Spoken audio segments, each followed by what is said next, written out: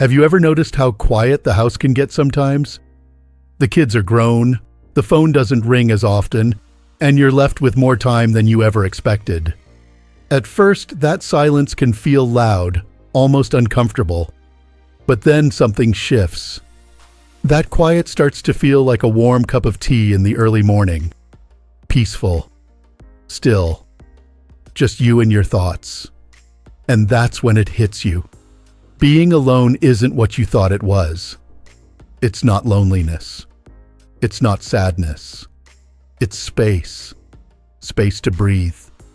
To think. To just be. You know, for years, many of us were told that life is meant to be shared, partners, kids, grandkids, friends, gatherings, always being surrounded by someone. And that's beautiful. But somewhere along the way, we started believing that being alone meant something was wrong with us. That if you weren't constantly busy or surrounded, you were somehow less, broken, forgotten, left behind. But here's the truth. Being alone can be one of the most powerful, transformative seasons of your life, especially now in this chapter. Not because you're giving up on people, but because you're finally learning to show up for yourself. No noise, no pretending, no one else's expectations. Just you, real, raw, and ready to grow. And that growth? It doesn't happen in the crowd. It happens in the quiet. Think about a seed. It doesn't bloom out in the open under the sun with everyone watching. It breaks open deep in the soil, in the dark, where no one can see. That's what solitude can do for you. It gives you the space to break open, to become something new, stronger, wiser, more rooted in who you truly are. You may not be climbing mountains or running marathons, but you are growing in ways that matter more than most people will ever understand. You're learning to depend on yourself. You're building resilience every time you face a quiet dinner table or a holiday without a phone call. And while the world may see that as emptiness, you're slowly realizing it's actually strength. Being alone teaches you what you're really made of. It shows you how to wake up without needing someone else to tell you you're valuable. It helps you find peace in your own presence, instead of chasing validation from others. You're not walking through life alone because you have to. You're doing it because you're finally choosing to protect your energy, your time, and your peace. You see, when we're constantly surrounded by others, especially the wrong people, we lose parts of ourselves. We say yes when we mean no. We smile when we want to cry. We carry burdens that were never ours to begin with. And little by little, we shrink to fit into the spaces other people have carved out for us. But in solitude, something remarkable happens. You start hearing your own voice again.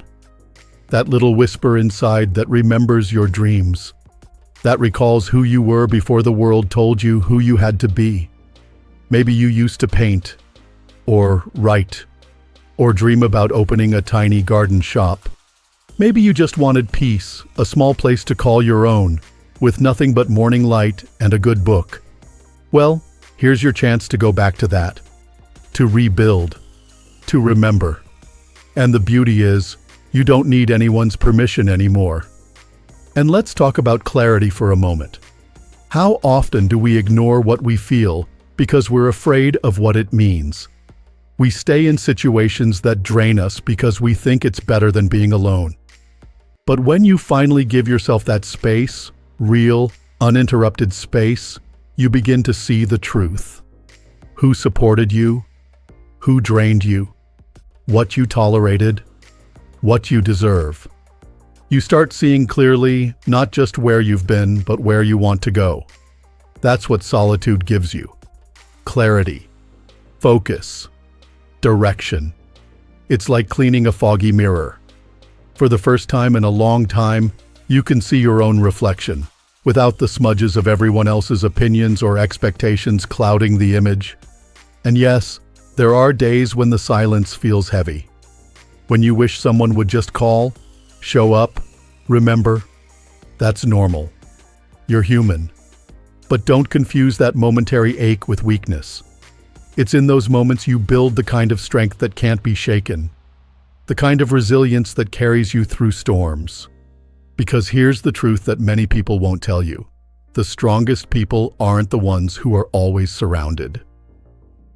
They're the ones who've learned to sit with themselves, to face their fears, their regrets, their hopes, and their healing, and still wake up the next day with love in their heart. And maybe that's you.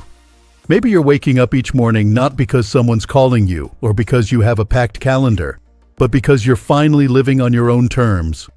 You get to decide how your day looks. You get to decide what you give your energy to. And you get to decide who, if anyone, gets access to your peace. You're not alone by accident. You're alone by design.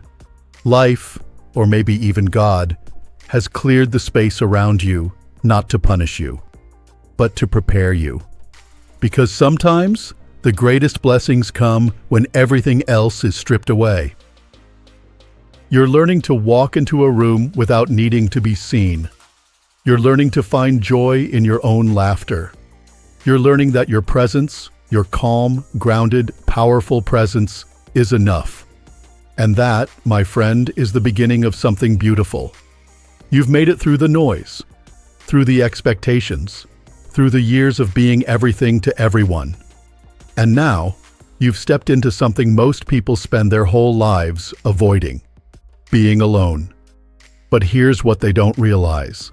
Solitude isn't emptiness. It's the starting point of everything real. And once you settle into it, once you stop resisting it, you begin to uncover something life-changing: your true potential. There's a kind of strength that only shows up when no one else does.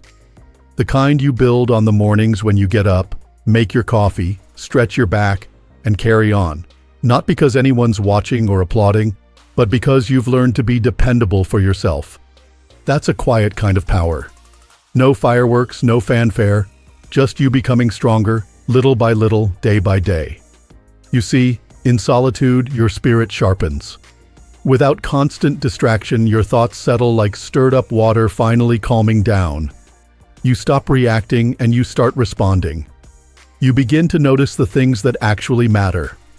The way sunlight filters through your kitchen window, the relief in a deep breath, the peace in a quiet evening walk. These are not small things. They're sacred. They are the rewards of a life that's no longer frantic, but focused. And what about mental focus? Solitude gives you back your mind. Without the constant opinions of others, without the pressure to keep up or fit in, you begin to hear yourself clearly again. That voice inside you, the one that's always known what you want, what you need, who you are, it gets louder. It starts to guide you, gently but firmly, in the direction of truth. Distractions become less appealing. The things that used to pull you in, arguments, validation, gossip, the urge to people please, they begin to fade. Not because you've given up on people, but because you've started choosing something far more precious: your focus, your peace, your mission. It's in solitude that you realize you've still got dreams. Maybe they've been buried under years of duty, sacrifice, caregiving, but they're still there. That novel you wanted to write, that trip you dreamed of taking, that little business idea you once scribbled in a notebook. Or maybe it's something even simpler, like waking up each day with a calm heart and a clear mind. That's a dream worth chasing too. And when you remove the noise, when you stop needing someone else to approve of your life, you suddenly get very clear on what you want it to look like. That's mental freedom. That's what solitude gifts you. But here's the beautiful twist. Being alone doesn't just sharpen your mind, it toughens your spirit. You stop waiting for someone to come rescue you. You realize you were never helpless in the first place. You've been through heartbreak. You've seen betrayal.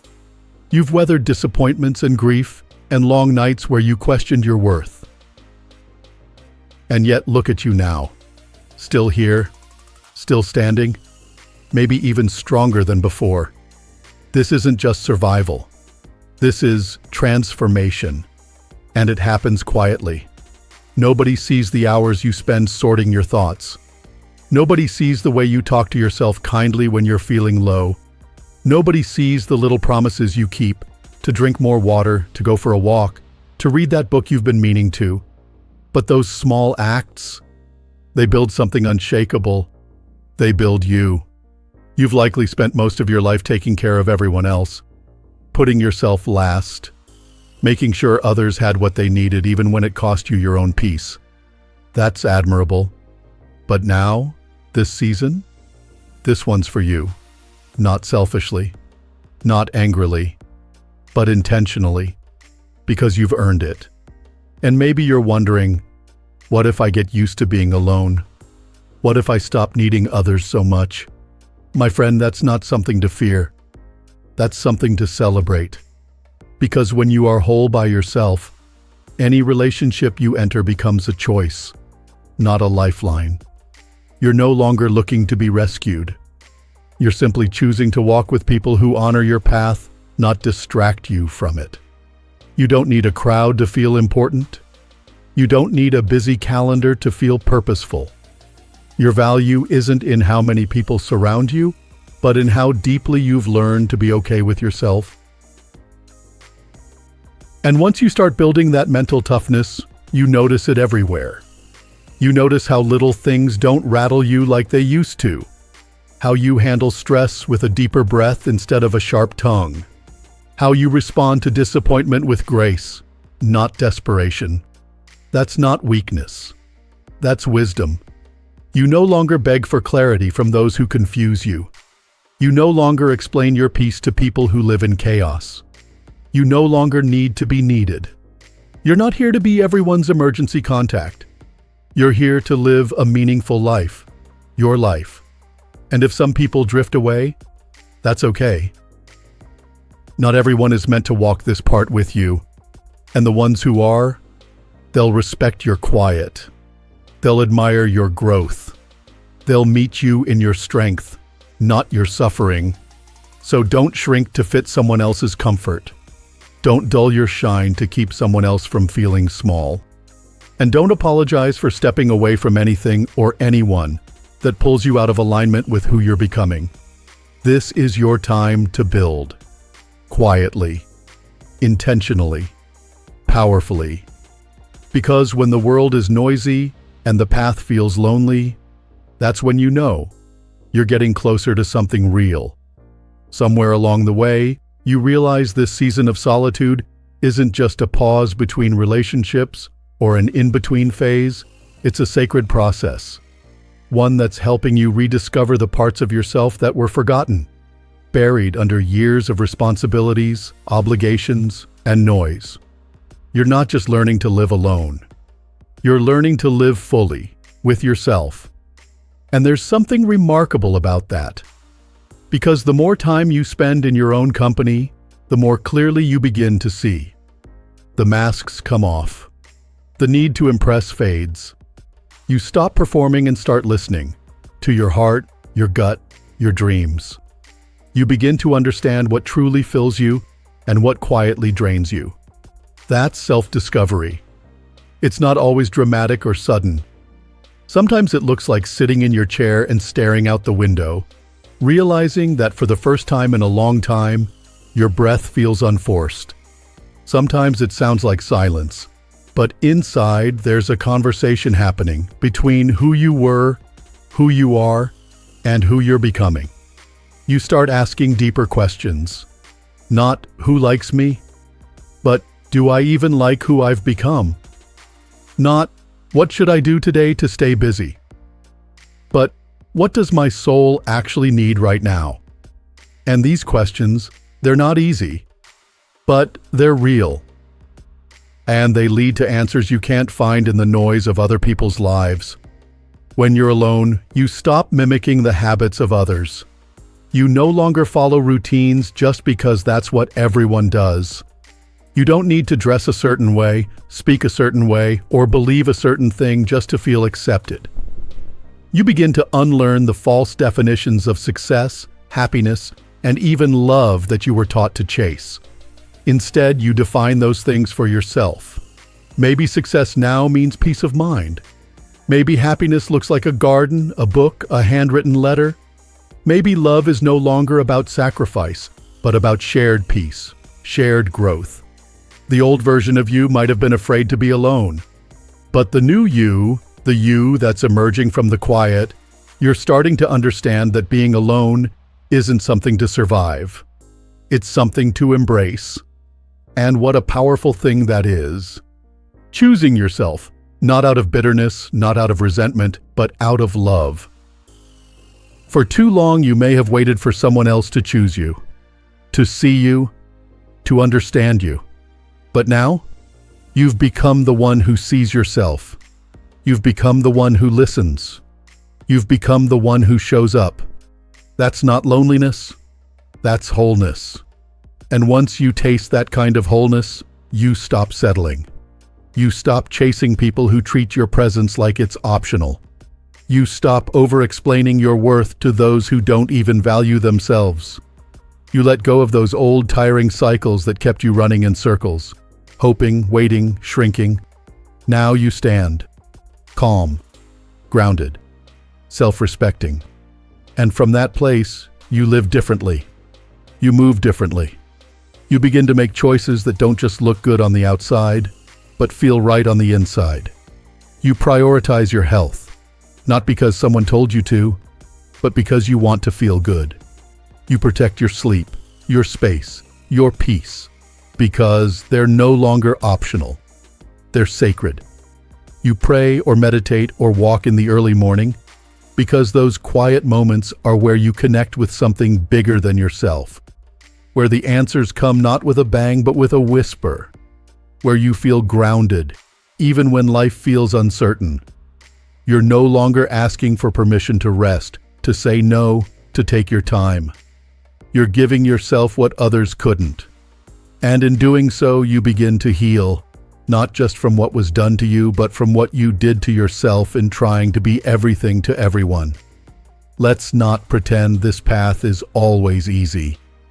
It's not. Growth rarely is. There will still be days when the silence feels too loud, when the bed feels too big, when the phone is too quiet. But even in those moments, you're not backsliding. You're just stretching into a new shape, becoming someone stronger, more centered, more whole. And when you walk through those harder days without breaking, when you soothe your own heart, cook your own meal, give yourself grace, you realize something. You've stopped waiting to be saved. You've already started saving yourself. This kind of independence isn't cold. It's not distant. It's not bitter. It's loving. It's protective. It's wise.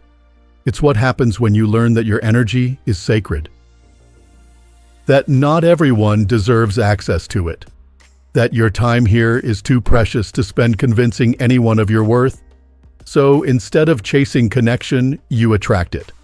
The right people will come, and when they do, you won't need to lose yourself to keep them. Because you'll already know who you are. And you'll already know that being alone isn't the worst thing. It was the beginning of everything. If you've made it this far, I want you to pause and really let this sink in. The version of you that exists today has already survived things you once thought would break you. And yet here you are, not only standing, but evolving, becoming wiser, becoming more grounded, becoming you. That's the quiet miracle of solitude. It doesn't happen overnight. It happens in those unseen moments. The mornings you choose peace over panic. The nights you cry and then wipe your own tears, not because someone told you to be strong, but because you've learned you already are. The afternoons you sit in silence and feel no rush to fill the space. Because now, silence is not something to escape from. It's where your spirit breathes. You're no longer trying to prove your worth by staying in spaces that drain you. You're no longer waiting for people to change or come back or finally understand what you gave. That part of your life is over. You've turned the page.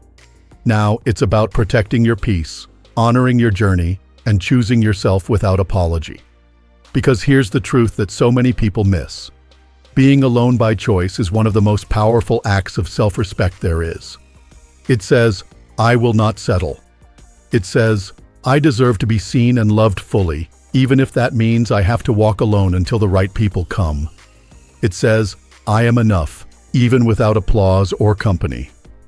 You're no longer afraid of the quiet. In fact, you've made peace with it. You've built a life where your own presence is your sanctuary. And when that happens, when you no longer feel the need to explain yourself, to chase approval, to shrink for someone else's comfort, you're free. That freedom opens doors that once seemed closed. It helps you reconnect with old passions or discover new ones. It lets you pour into your health, your routines, your rest, your joy. You begin to treat your time like gold, your energy like treasure, and your heart like a sacred garden. No one gets to trample through it unless they come with care. You begin to live life on purpose. And that doesn't always mean big, flashy changes. Sometimes it means taking a walk every evening just because it clears your head, or saying no to a call when you need rest, or starting a new project that brings you joy, even if no one else sees it. Those choices may seem small, but they are the bricks that build a solid, beautiful life. And when people look at you and ask, "Where have you been?" you can smile gently and proudly and say, "I was building in silence." Because the world doesn't always clap for discipline. It doesn't always recognize quiet strength. But you will know. You will know what it took to get here. And you will carry that strength like armor. You've outgrown the need to be understood by everyone. Now you understand yourself. You know what makes you feel whole. You know what steals your peace. And you know you will never again dim your light just to make someone else comfortable in your presence. You've stopped asking for closure from people who gave you chaos. You've stopped holding the door open for those who left you waiting. You've stopped offering explanations for your boundaries. And in doing that, you've stepped into the most important relationship of your life, the one you have with yourself. And yes, that can be scary. It can feel unfamiliar. Especially if you've spent most of your life serving, giving, sacrificing. But just because something feels unfamiliar doesn't mean it's wrong. It might just mean you're growing, healing, coming home to yourself. This chapter you're in, it's not the end. It's the beginning of a version of you that is less apologetic, more intentional, and fully alive. You've learned how to sit still and listen. You've learned how to create without performing. You've learned how to love yourself, not because someone told you to, but because you finally remembered how. And when the right people do show up, because they will, they'll find you whole. Not waiting, not broken, not desperate to be saved, but rooted, at peace. They'll have to rise to meet you, not pull you down to meet them. So choose yourself. Again and again, even when it's quiet, even when it's hard, even when you wonder if anyone notices. Because the truth is, you notice, and that's enough. You've walked through fire and it refined you, not ruined you. You've sat in silence and it revealed your strength, not your weakness. You've embraced solitude and it brought you home, not into exile. So here's to the quiet warriors, the ones who heal in silence, the ones who rise alone, the ones who no longer wait for someone to rescue them, because they've already started rescuing themselves. If this message speaks to your soul, I invite you to share your thoughts in the comments below. Let someone else know they're not alone in being alone. And if you found comfort or clarity in this video, please like it and subscribe to our channel, Strong Elderly Life, for more content made just for you. Because your best years aren't behind you. They're being built right now, in silence, in strength, in stillness. Here's to living your best life at any age. And here's to the quiet power of choosing yourself. Thank you for spending this time with me.